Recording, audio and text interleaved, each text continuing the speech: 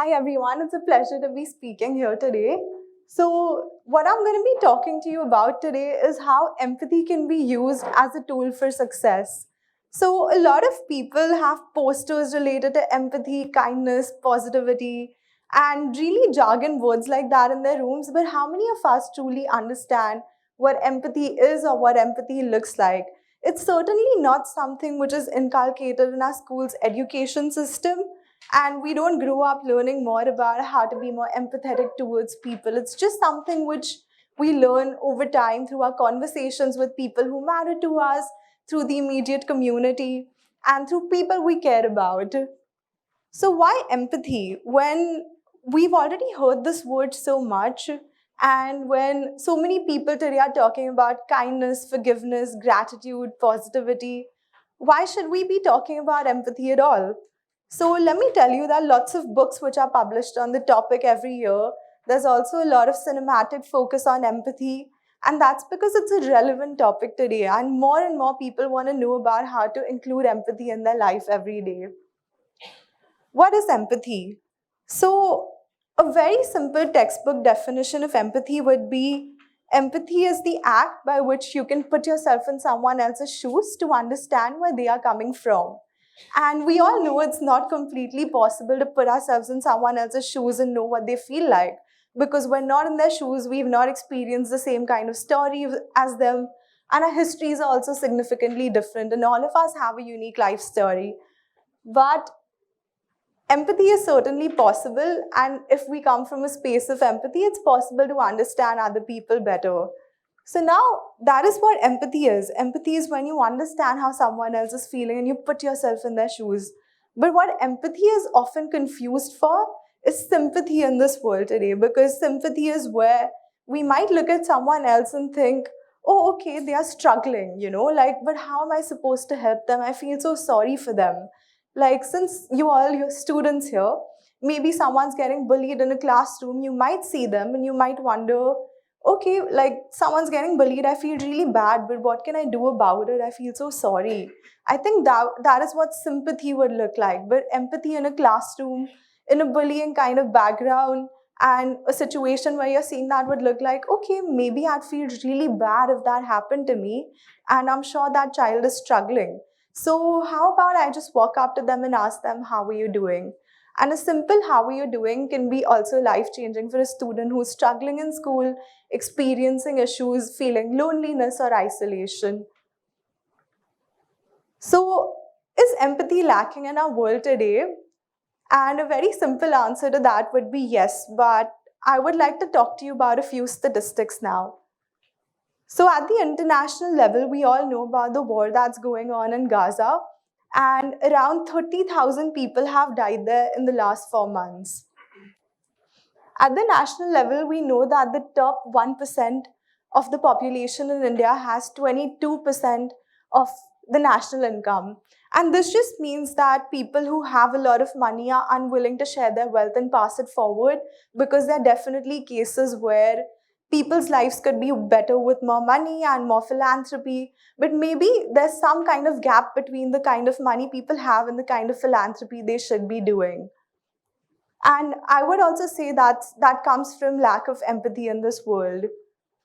And at a more simple level, and we could also see this in our homes, there's a gender wage gap where women get paid around 35 to 40% less than men in the world. So now we're seeing how there's so many issues in the world, and most often it's not easy for us to resonate with these issues, because these issues are happening at the international level. Like, we're all sitting here in India in this classroom, and what can we be doing about something that's going on in Gaza?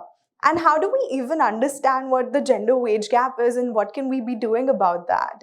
And the same thing with the issue of income inequality. So all of these issues persist, and that's a commonly known fact. But the fact is, a lot of us don't know what to do about it, how to resonate with these issues.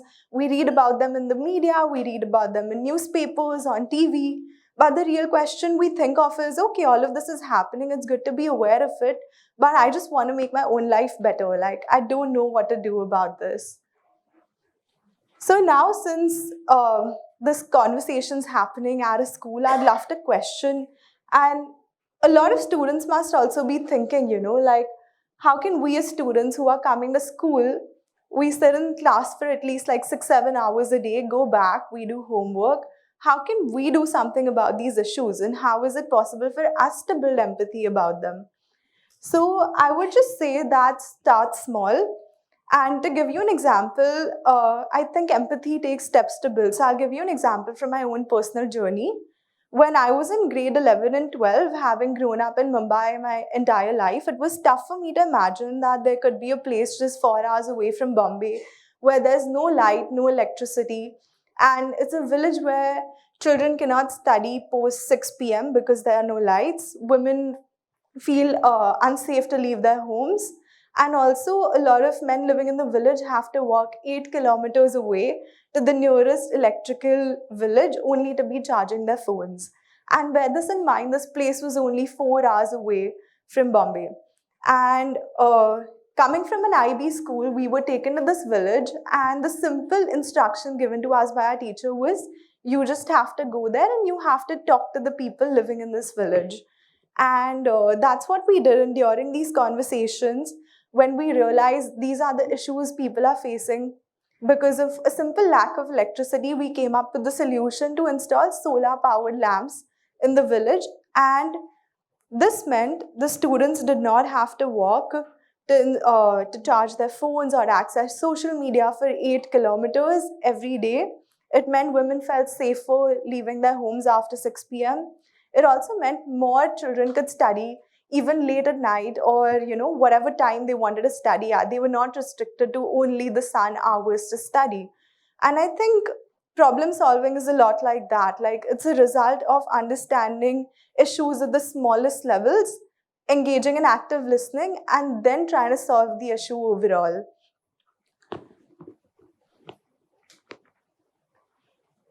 So now we've spoken about how empathy can be practiced at the community level, like how a lot of students can be encouraged to go out, talk to more people, maybe in the local community, maybe in people who might not necessarily be from the same background as them, to broaden their mental horizons. And when I say this, I mean there are different levels of hierarchies in society which exist, and there could be someone who's coming home to work. A conversation with them where you're trying to understand more about their life can be as simple as having a conversation where you're engaging and broadening your mind to be more empathetic.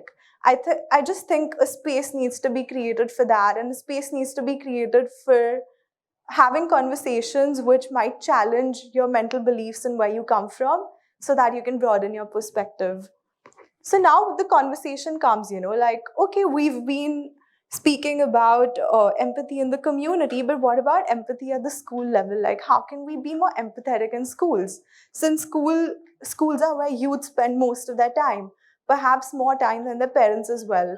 So I would simply say that if you're trying to be more empathetic in school, it all comes from your peers and understanding how they are feeling within the classroom, and how there could be issues that they experience back home. Like, they could be feeling bullied in the classroom, they could be feeling isolation, they could be experiencing pressure to do better. And a simple conversation with them might change how they are feeling and might change their outlook on life.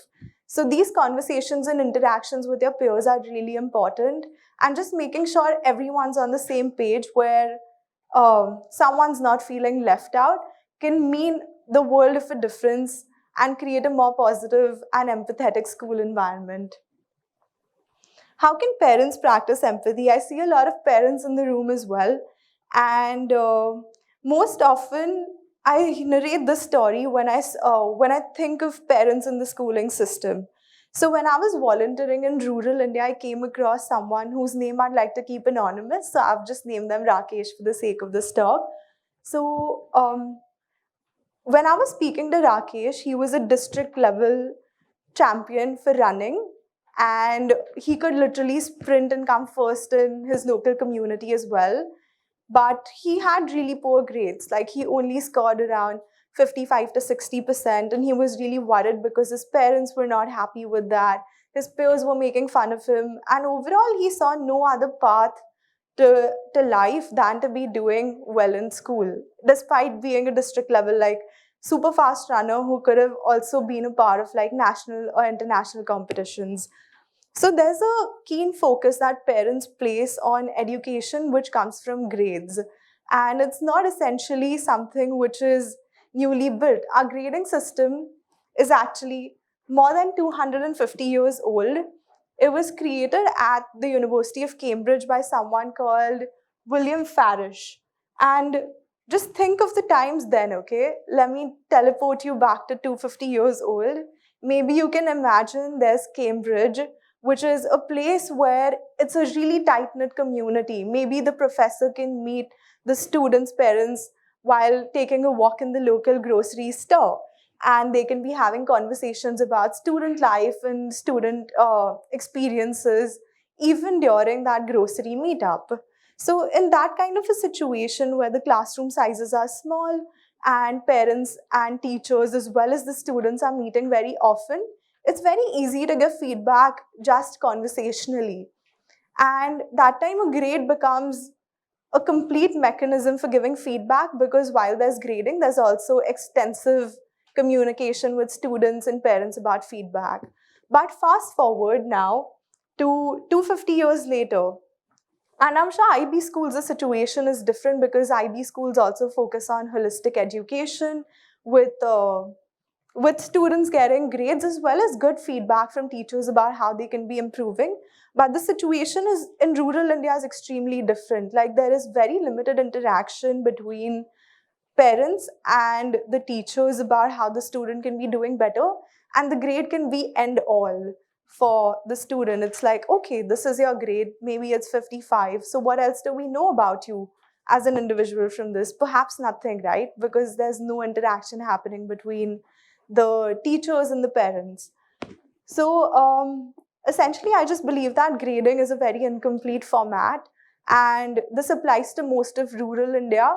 And because of issues like this, uh, student suicide is also really common in the country, where around 13,000 students suicided in India alone in the year 2021.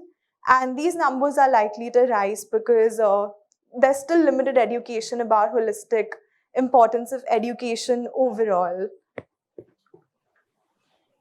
Now, a lot of us come across issues like this on social media, and we read about it online. And social media has essentially become the biggest way we get our daily news and we get our daily information. And here's another interesting thing. Most of the students spend more time on social media than they do on their homework, which is obviously a very well-known fact. And the average time a student spends on social media is around 4.8 hours. So we can see how social media is playing this instrumental and pivotal role in our life, and it's this place where we access information, we learn more about what's going on in the world around us, and we stay connected with the larger world. So can social media actually be used for boosting empathy? Most of the people sitting anywhere in the world might say no to this, because there are reports about how social media is boosting social isolation, creating body negativity issues among women, and it's also creating this whole trolling environment where students and the youth can get back at each other by using fake accounts and issues like that. But essentially, I'd like to put the case forward that social media can be used to boost empathy in the world. And I published a book 2 years back for which I had researched around 52 other books which are written globally. And we found that social media, the experience of using it largely depends on ourselves. It depends on who we follow on social media and how we use it to interact with each other. So another example I'd like to give to you from my life is rewinding back to the pandemic in 2021. What we did was we created this project where the youth from India interacts with the youth from a neighboring country in Bhutan, and they learn more about each other's cultures, what their lives look like, and what the food is like in the other country, what maybe the dressing sense is like, what the political structure is like. And when we engaged in that program, we realized more people are now wanting to go to Bhutan and understand about the culture. And they've also built more empathy towards people in the country because they've started seeing them as friends. Rather than just thinking, oh, this is some country which is neighboring India, now the perception has become, oh, this is a country where I now have friends and I should be visiting the country and knowing more about the culture. So there's greater intercultural understanding that takes place because of simple interactions on social media. And that can also be life-changing because in a situation like that, imagine a situation where people from Israel are maybe trying to have conversations with people in Palestine about how they live, what their lives are like, and how they could bond over different issues that they feel about commonly in the countries. Like maybe they could be talking about ending the war as well, right, in the future. So that's probably a long shot, but I believe that with empathy, everything is possible. So now we've touched upon all of the subjects related to how empathy is an important tool for students, for schooling, and also for the local community. But how can empathy actually play a role in making someone successful? Like the normal way in which we think about success is that maybe success looks like being on the cover of Forbes, or success looks like getting your favorite job, getting your dream job, or it could also mean, making more money than your friends. So success is always looked at in a very competitive format. But things have started to change, and the definition of success has started to change. Because if we look at Forbes, Forbes has also released a social change makers edition where they release a list of change makers across the world who are contributing better to society, and not just the richest 100 people's list, what they normally used to do. And having featured on that list, I can tell you a lot of people also see success differently. Success can also mean giving back to society. Success can also look like boosting empathy across the world. And I'd like to end the talk with the simple quote that why is empathy always looked at as feeling someone else's pain when empathy could also mean feeling someone else's joy? Imagine a situation where the world is like a light bulb, where if someone's really happy and one light bulb is lit, maybe all the other light bulbs also light up around them. And I would say that's what empathy is like. It means where we can spread positivity across the world and also break walls and build bridges. Okay, thank you.